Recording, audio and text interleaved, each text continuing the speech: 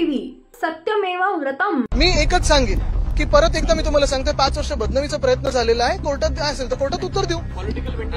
बघा मला त्याच्यात जायचंच नाही। तुम्हाला सांगतो मी आतापर्यंत 5 वर्षात मी जे मुद्द्याचं ते बोलत आलेलो आहे आणि तेच बोलत आहे। भाजपचे जे किंवा ह्या महाझुटीचे जे काही प्रमुख मुद्दे होते ज्याच्यावर निवडणूक जिंकली असं ते बोलतात, निवडणूक जिंकले हे निवडणूक आयोगामुळे, वोटर फ्रॉडमुळे, तरी देखील जे काही त्यांचे 10 मुद्दे होते एक सुद्धा मुद्दा ह्या अर्थसंकल्पात आलेला नाही।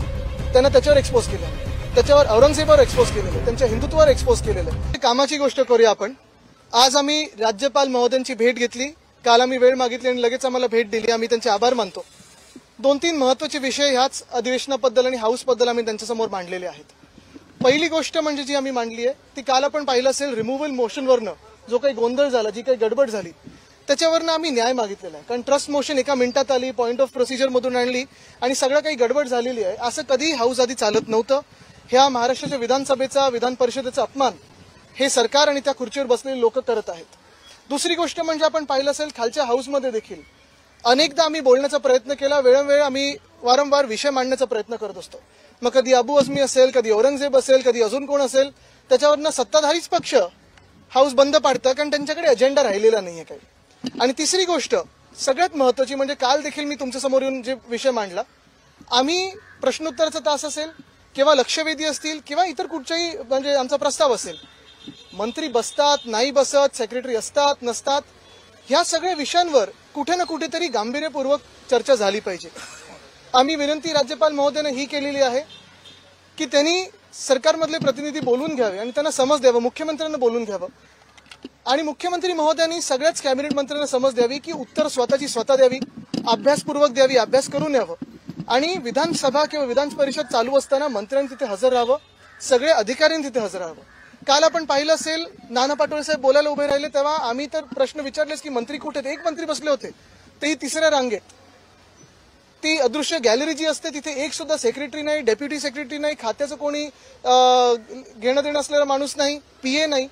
आणि हे सगळं होत असताना फक्त आम्ही विरोधी पक्ष म्हणून नाही, तर आज जनतेतून निवडून आलेले आमदार म्हणून इथे आलेलो आहोत, कारण आम्ही जनतेचे प्रश्न मांडत असतो।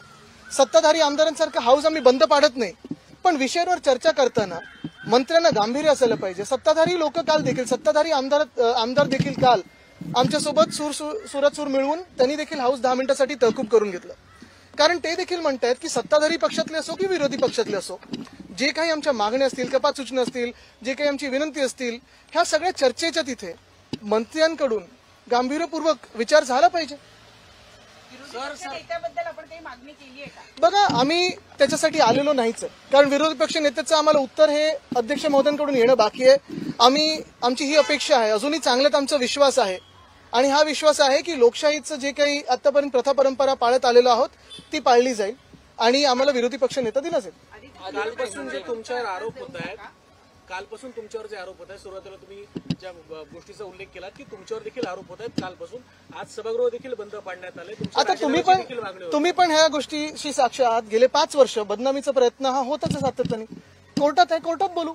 पण महत्वाची गोष्ट हीच आहे, मी तुम्हाला वारंवार सांगितलेलं आहे की आम्ही आणि खास करून आपण पाहिलं असेल, माझं ट्विट असेल किंवा आम्ही सगळेच एकत्र आम्ही ह्या सरकारला ह्या एका अधिवेशनामध्ये एक्सपोज केलेलं आहे। फक्त आम्ही नाही तर संघाने पण एक्सपोज केलंय।